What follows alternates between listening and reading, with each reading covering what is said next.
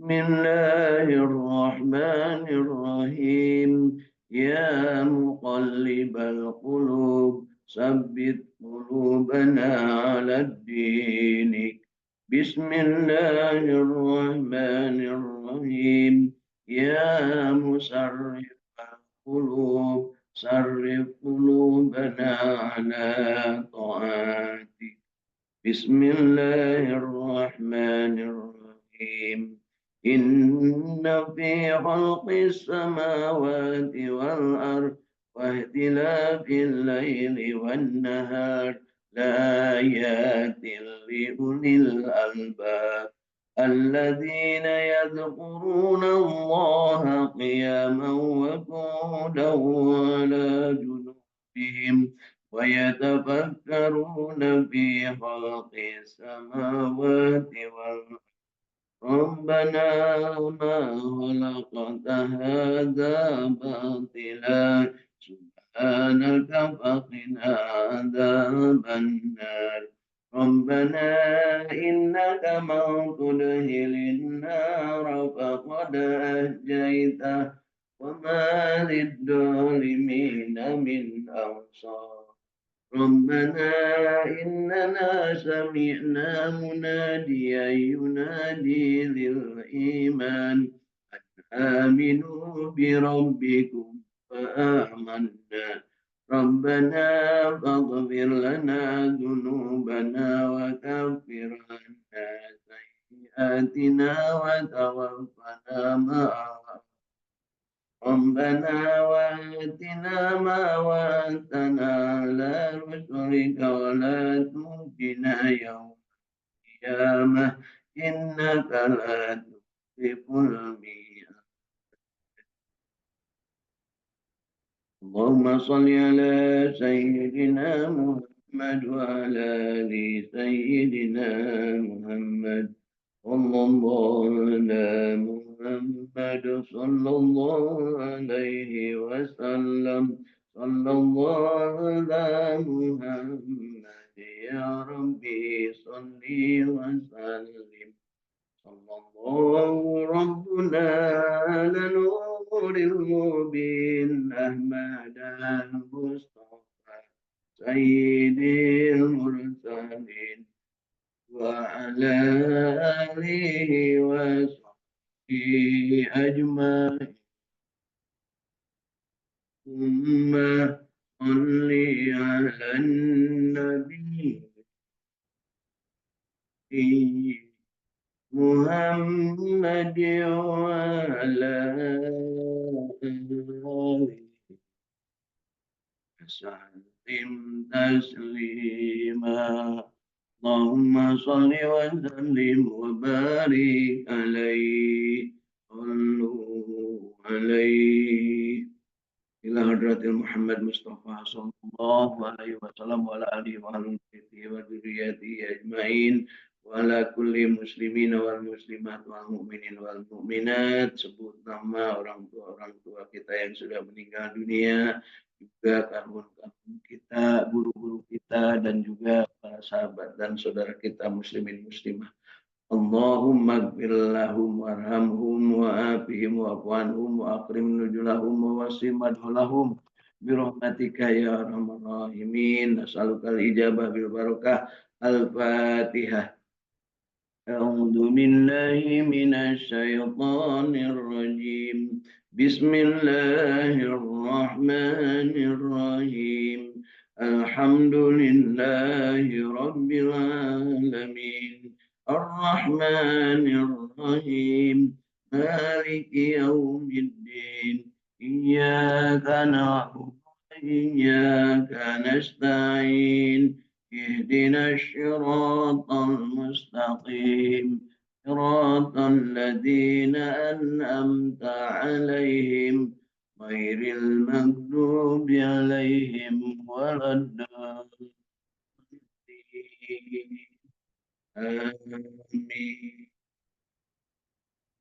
الحمد لله الذي أحيانا ba'dama amatana wa ilaihin nusur. kita masih diberikan hidup oleh Allah Subhanahu wa taala, dan mudah-mudahan hidup kita bukan hanya sekedar hidup, tapi hidup yang penuh makna, hidup yang penuh berkah, hidup yang diisi dengan kualitas kehidupan yang bermuara kepada nilai ibadah. Karena Allah Subhanahu wa taala menciptakan kita itu hanya untuk beribadah. Wa ma khalaqtul jinna wal insa illa liya'budun. Tidak aku ciptakan jin dan manusia, kata Allah, melainkan hanyalah untuk beribadah. Mudah-mudahan kita termasuk hari ini yang benar-benar dalam keadaan menghambakan diri kepada Allah Subhanahu wa taala, mengabdi kepadanya secara ikhlas, dan kita mensyukuri apa yang menjadi nikmat Allah Subhanahu wa taala. Juga kita senantiasa benar-benar dalam keadaan yang ikhlas menghambakan beribadah diri apapun yang kita lakukan. Kemudian juga kita senantiasa bersabar ketika kita mendapatkan ujian dan cobaan. Juga kita berharap dijadikan Allah Subhanahu wa taala orang yang senantiasa sesegera mungkin untuk beribadah, kembali bertobat kepada Allah Subhanahu wa taala ketika kita berbuat salah dan dosa. Ya, mudah-mudahan juga dari kesempatan kita dalam kehidupan ini kita diberikan kegemaran untuk bersilaturahim dengan siapapun, kapanpun, dimanapun, dalam keadaan apapun, tentunya dengan memanfaatkan potensi diri dan kompetensi yang dimiliki oleh diri kita masing-masing, sehingga pada saatnya dari silaturahim ini kita mendapatkan kesempatan memperoleh ilmu yang bermanfaat, memperoleh kesempatan untuk mendapatkan rezeki yang thayyibah dan barokah, mendapatkan kesempatan untuk memperbaiki diri, memperbaiki kualitas ibadah, dan pada saatnya kita termasuk orang-orang yang senantiasa mendapatkan kesempatan untuk memperbaiki kualitas ibadah kita, termasuk bacaan-bacaan Al-Quran kita, dan kita termasuk yang terpilih untuk menjadi manusia yang dipanggil dengan panggilan indah. Ya ayyatuhan nafsul mutmainnah, irji'i ila rabbiki radiyatan mardiyah wadkhuli fi ibadi wadkhuli jannati. Menjadi manusia pilihan Allah yang senantiasa menghambakan diri kepadanya, menjadi abdinya Allah, kelak di akhirat dimasukkan ke dalam surganya dan dijauhkan dari api nerakanya. Insya Allah mudah-mudahan kita dalam keadaan yang terbaik menurut versi ketuhanan, menurut versi kemuliaan, menurut versi ketakwaan. Karena sebaik-baik manusia adalah yang paling banyak manfaatnya bagi manusia yang lain.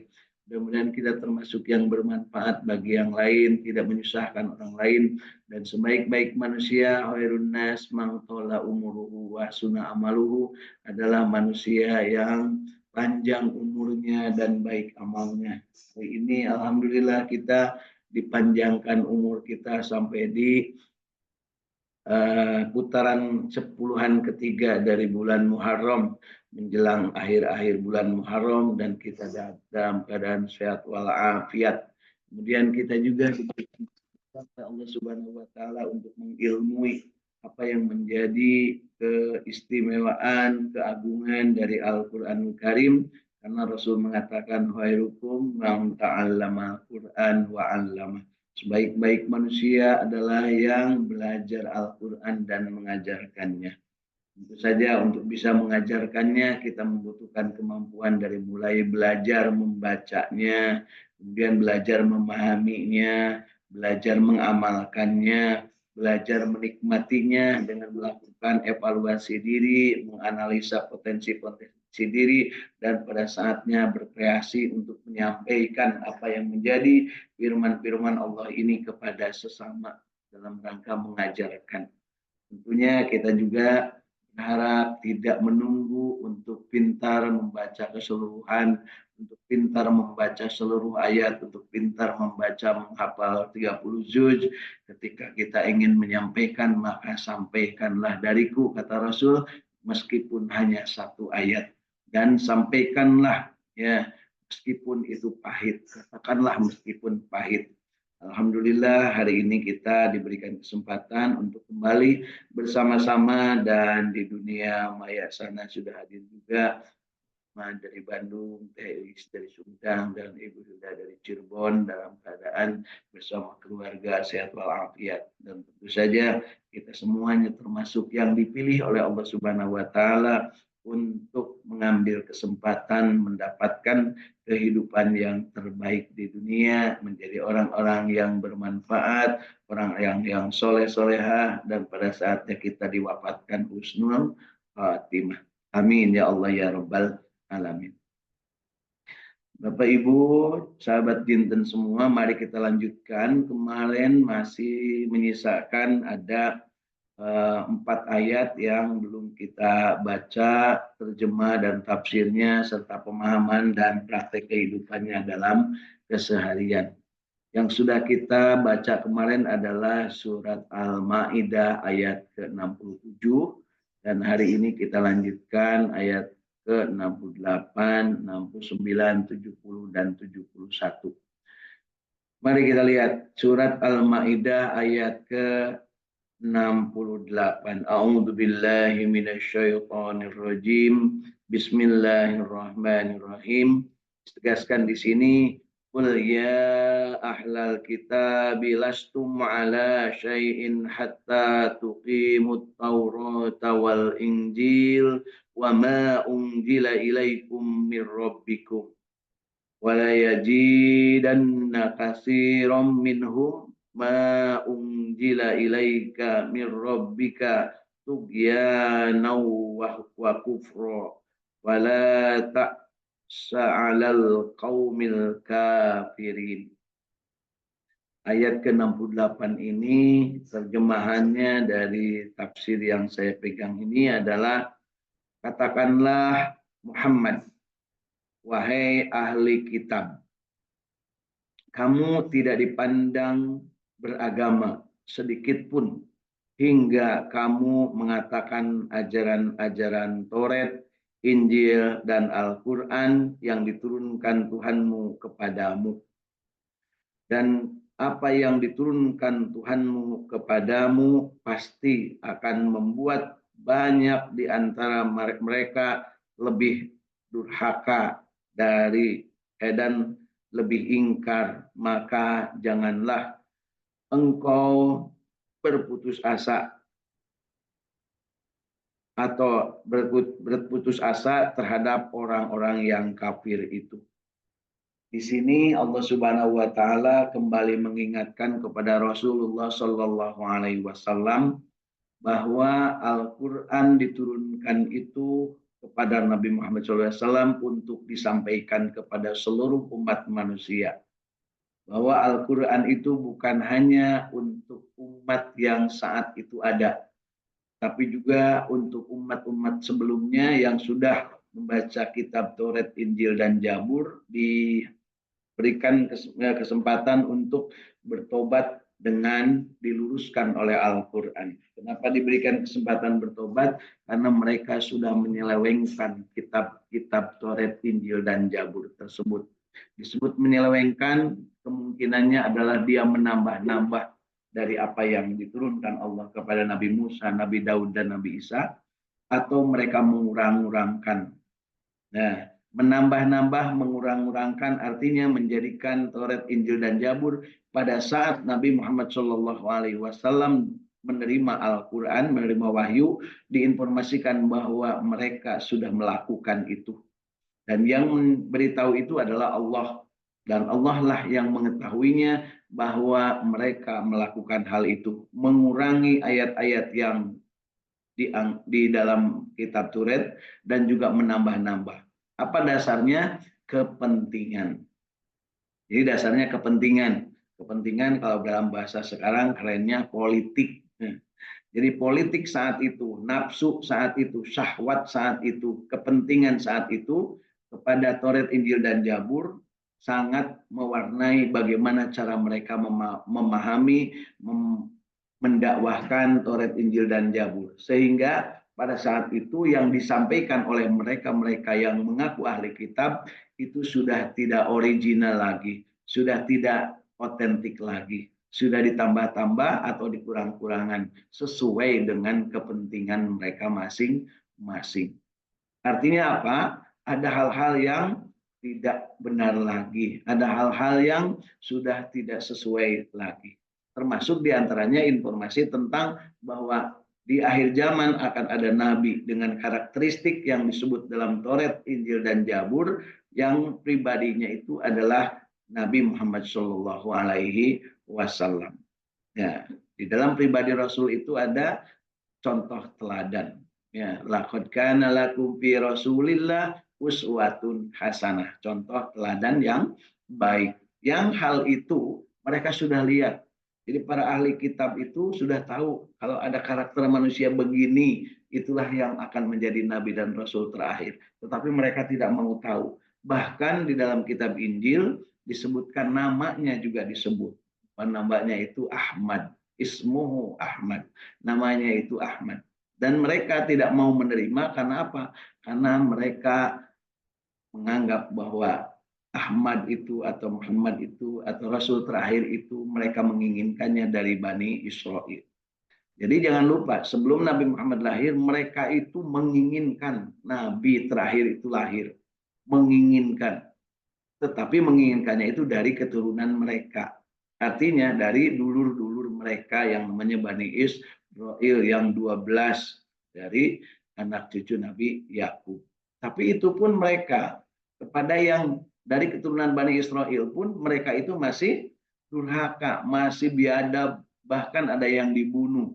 Ya, dari kalangan mereka sendiri yang menjadi nabi dan rasul utusan Allah, tapi mereka tidak sepaham, mereka tidak mau mengikuti, bahkan memerintahkan untuk membunuhnya.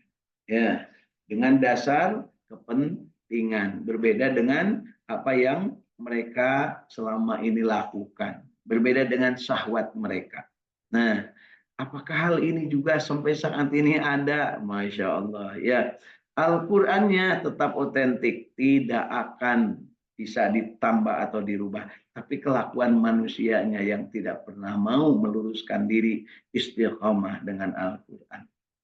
Apakah kita termasuk? Innalillahi wa inna ilaihi raji'un. Mudah-mudahan kita tidak ya. Makanya kita mencoba untuk sedikit demi sedikit, yuk kita berbahagia, istiqomah, berjamaah membaca Quran. Dengan satu harapan, ketika kita berbahagia, istiqomah, berjamaah membaca Al-Quran, maka Allah akan menurunkan rahmatnya dan menjadikan kita berada lurus dalam Al-Quran. Kenapa disebut demikian? Karena Al-Quran pasti benar, Al-Quran pasti tidak akan ada yang bisa merubah-rubah, dan Al-Quran pasti selalu otentik, original. Siapa yang jamin? Allah Subhanahu wa Ta'ala yang menjamin bahwa Al-Quran itu Allah yang menurunkan dan Allah yang akan menjaganya. Inna nahnu nazzalna dzikra wa inna lahu lahafidun. Sesungguhnya Al-Quran ini diturunkan dariku, kata Allah, dan akulah yang akan menjaganya. Menjaganya dalam artian akan menjadikan Al-Quran ini tetap otentik dengan cara Allah. Ada yang menjaganya dengan cara memeliharanya bacaannya sebaik-baiknya, bahkan sampai menghafal 30 juz keseluruhan. Dia tahu kalau orang lain itu ada yang keliru, dia tahu kalau orang lain itu ada yang menyelewengkan ayat, dia tahu kalau seandainya ada orang lain itu yang melewati atau menambah-nambah ayat. Ya, sehingga kontrolnya akan dilakukan dan akan terjadi terus-menerus sampai hari kiamat, dan itulah jaminan Allah Subhanahu wa Ta'ala. Nah, hari ini kita mudah-mudahan termasuk yang hafidz. Ya. Hafidz itu artinya yang memelihara, ya, yang memelihara, yang sudah kita paham kita pelihara. Bagaimana cara memeliharanya? Tentunya dengan membacanya, belajar membaca sampai membaca yang baik. Tentu saja kita masing-masing punya kapasitas, kapabilitas, dan juga kompetensi serta potensi diri. Yang itu semua harus dimaksimalkan. Yang memungkinkan belajar kepada siapapun silakan belajar. Yang memungkinkan untuk memberikan pelajaran kepada siapapun silahkan memberikan pelajaran. Jangan segan-segan untuk mengambil sikap, untuk berakhlak, untuk bertindak, untuk beraktivitas dengan memanfaatkan Al-Quran. Bisanya baru satu ayat surat Al-Fatihahnya, maka sampaikan satu ayat itu. Kepada siapa? Tentunya tidak mesti di majelis, bisa saja kepada anak kita, cucu kita, anak-anak yang sedang belajar, yang belum paham, yang belum bisa baca, maka kita ajarin. Sambil dengan cara masing-masing mengambil sikap untuk memberikan pelajaran kepada anak-anak. Ada yang sambil menjelang tidur, anak dibacakan atau diajarin membaca ayat kursi. Ada yang sambil mau makan, dibacakan ayat-ayat Al-Quran. Ada juga yang sambil dalam keadaan belajar benar-benar dalam posisi sebagai pengajar atau sebagai yang menjadi pemandu dari pembaca-pembaca Al-Quran. Satu dengan yang lain masing-masing mengambil peran, mengambil sikap. Jangan sampai kita tidak mengambil peran ketika kita berada dalam posisi hidup dan kita berinteraksi dengan Al-Quran. Dengan penuh bahagia, istiqomah, berjamaah, membaca Al-Quran. Kemarin di ayat ke-67 ditegaskan bahwa Al-Quran ini diturunkan kepada Nabi Muhammad SAW dan ditugaskan untuk menyampaikannya kepada semua lapisan manusia, dari mulai ahli kitab, kemudian para syobiin, kemudian juga sahabat dan juga para manusia-manusia yang pada saat itu berinteraksi dengan Rasulullah. Ya. Kemudian di ayat ke-68 ini Allah Subhanahu wa taala menegaskan kepada ahli kitab bahwa mereka itu tidak dipandang beragama sedikit pun hingga kamu meninggalkan ajaran-ajaran, hingga kamu menegakkan ajaran Taurat, Injil dan Al-Qur'an. Disebut demikian karena apa? Pada saat itu saya tegaskan kembali, terjadi penyelewengan, terjadi penyimpangan atas kitab Taurat, Injil dan Zabur dan diluruskan oleh Al-Qur'an. Jadi Al-Qur'an ini disebut sebagai pengkoreksi kelakuan manusia-manusia saat itu yang mengaku sebagai ahli-ahli kitab Taurat dan Injil. Diluruskan oleh Al-Quran. Dan mereka ketika tidak mau mengikuti atau menegakkan ajaran Taurat, Injil, dan Zabur dan tidak mau mengikuti Al-Quran, maka sebenarnya mereka tidak beragama. Ingat bahwa agama di sisi Allah hanya Islam. Mereka membuat-buat ada agama selain Islam. Sampai sekarang masih dianut oleh manusia-manusia. Dan Masya Allah, bisa jadi di sekeliling kita ada yang menganutnya. Karena mereka itu adalah di dalam kitab Al-Maidah ayat 68 ini, kalau seandainya mereka tidak mengikuti Al-Quran, maka sebenarnya mereka tidak beragama. Artinya bukan Islam. Ya, penegasan ini juga diikuti dengan penyebutan bahwa dan apa yang diturunkan Tuhanmu kepadamu, maksudnya Al-Quran, pasti akan membuat banyak di antara mereka lebih durhaka dan lebih ingkar. Jadi ketika Al-Quran ini diturunkan dan disampaikan kepada mereka, mereka lebih durhaka dan lebih ingkar. Bukti lebih durhaka dan lebih ingkar, bahkan mereka ingin menghilangkan Nabi Muhammad SAW, ingin melenyapkan Nabi Muhammad SAW, ingin membunuh Nabi Muhammad SAW. Dan keinginan itu jangan lupa sampai dengan saat ini masih terjadi. Ingin melenyapkan ajaran Islam. Karena apa? Ajaran Islam bagi mereka mengganggu. Nah, wala yazidud dolimin illa khasara. Bagi mereka Al-Quran ini dianggap merugikan sehingga harus dimusnahkan. Tidak sedikit sekarang peristiwa-peristiwa di muka bumi ini, orang yang membakar Al-Quran, orang yang menghina Al-Quran, orang yang tidak mau ikut dengan Al-Quran. Yang paling keren di Indonesia dan paling populer sampai-sampai menjadi buah bibir bagi semua orang, ketika Al-Quran menyuruh kepada umat Islam, ya, yang sudah bersahadah asyhadu an la ilaha illallah wa asyhadu anna muhammadar rasulullah, melarang memilih pemimpin yang bukan bersahadah, melarang memilih pemimpin Yahudi dan Nasrani. Maka itu mereka tidak suka. Banyak alasan, banyak hal, sampai-sampai mereka mengadukan ustadznya ataupun mengadukan yang menyampaikan itu ke pengadilan atau ke kepolisian karena dianggap radikal, intoleran. Nah, yang intoleran itu mereka. Padahal Allah yang menyampaikan bahwa yang namanya Al-Quran itu hudal linnas wa bayyinatin minal huda wal furqan. Mereka lah yang belum paham, tetapi mereka ngamak digituin ya. Padahal kan yang namanya agama itu untuk dilaksanakan, bukan hanya untuk pegang-pegangan ya, bukan hanya untuk KTP saja. Agama Islam itu dari Allah.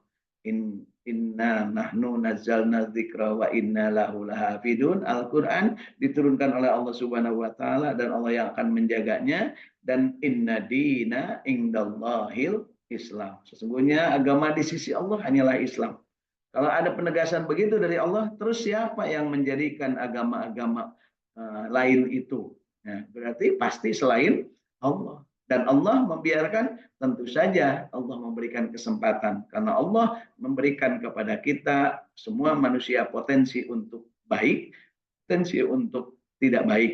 Ya, alhamaha fujuraha wa taqwaha. Diberikan kesempatan mau pilih yang mana. Nah, kita insya Allah pilih yang benar-benar dari Allah Subhanahu wa taala. Inna dina indallahil Islam. Sesungguhnya agama dari sisi Allah hanyalah agama Islam. Berarti yang selain Islam bukan dari sisi Allah. Dari mana itu? Pasti dari tauhid. Nah, gitu ya.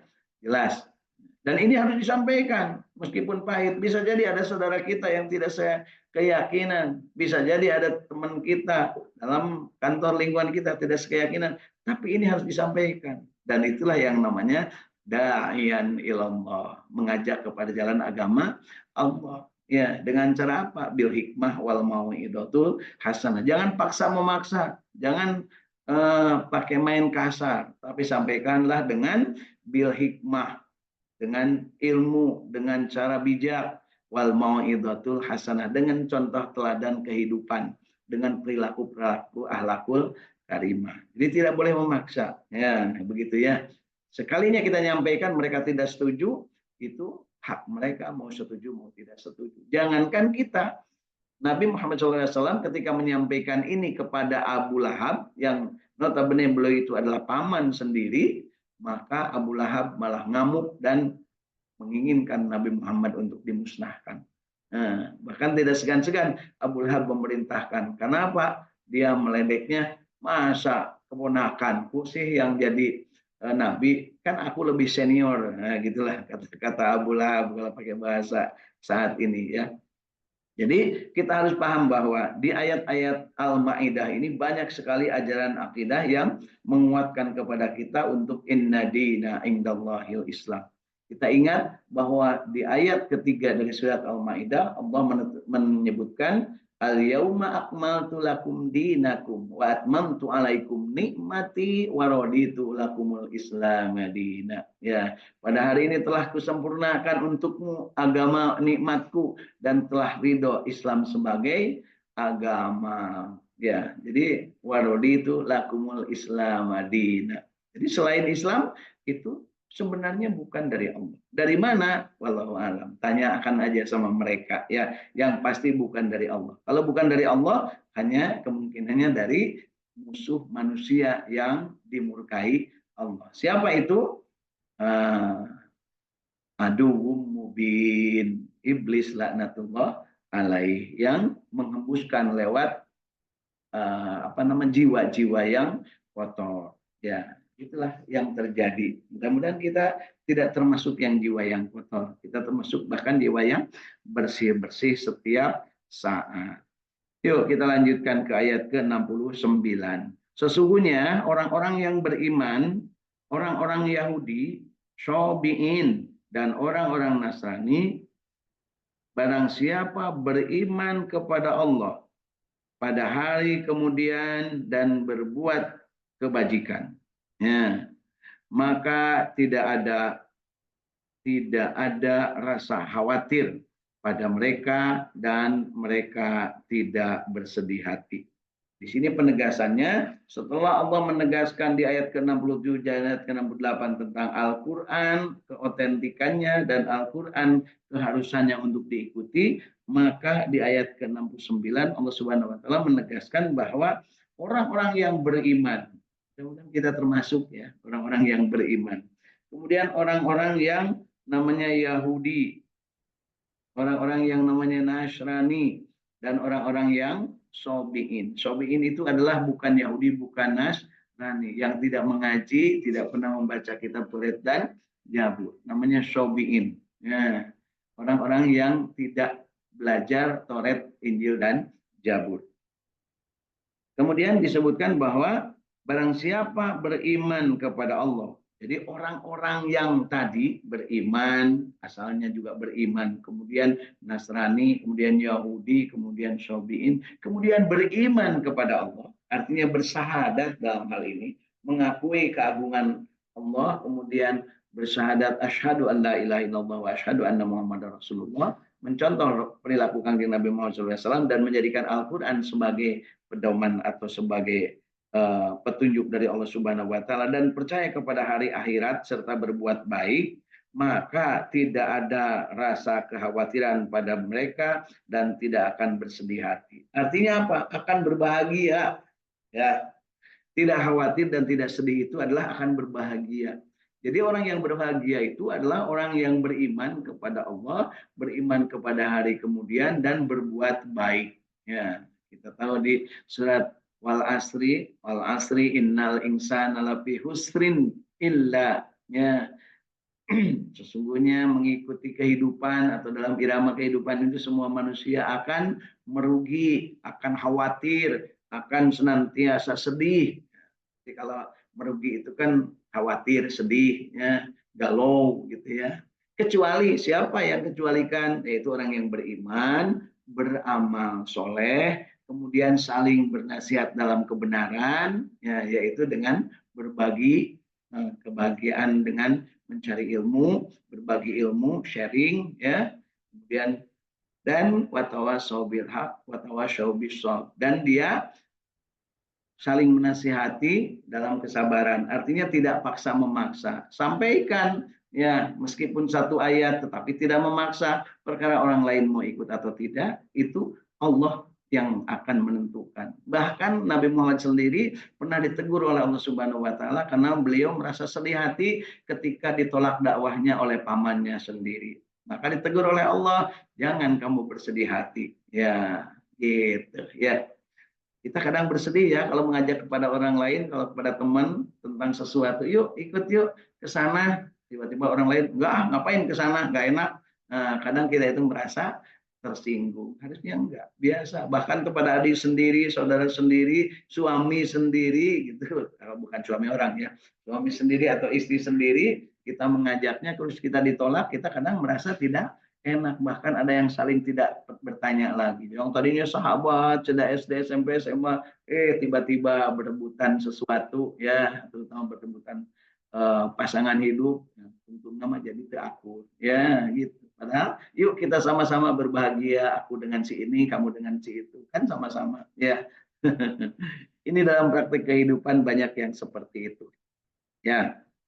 Kemudian mari kita lihat ke ayat ke 70-nya. Sesungguhnya kami telah mengambil perjanjian dari Bani Israel. Ingat, Bani Israel itu ada keturunan-keturunan dari Nabi Yakub, termasuk di dalamnya Nabi Yusuf, Nabi Musa, kemudian Nabi Harun, Nabi Sulaiman, Nabi Daud, dan terakhir Nabi Isa alaihis salam.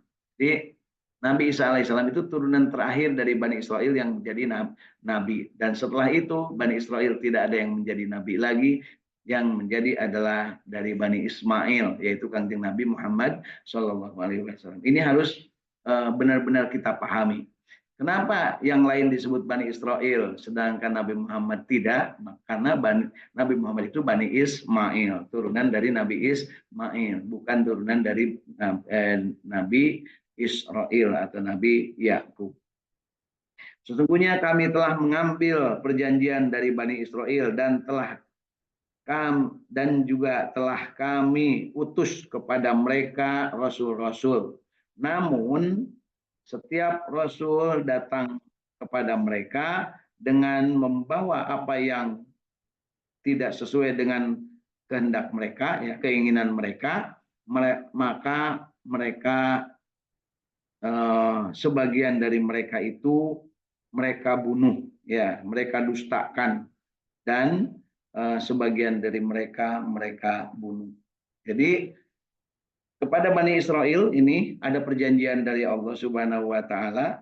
Nah, disebut perjanjian itu bahwa Bani Israel dengan diperintah oleh Allah Subhanahu wa taala untuk tunduk patuh kepada perintah-perintah Nabi Musa alaihissalam yang dibarengi oleh Nabi Harun alaihissalam, ternyata mereka bohong. Kita ingat peristiwa yang mana Bani Israel dihukum oleh Allah Subhanahu wa taala selama 80 tahun tidak bisa keluar dari satu tempat. Dan pada saat itu kemudian Nabi Musa meninggalkannya dan kemudian Bani Israel dipimpin oleh Yusya bin Nun untuk merebut Baitul Maqdis atau Masjidil Aqsa. Ya. Jadi di sini ditegaskan bahwa kepada Bani Israel itu sudah ditunjukkan para nabi dan rasul, tapi mereka malah ya mendusta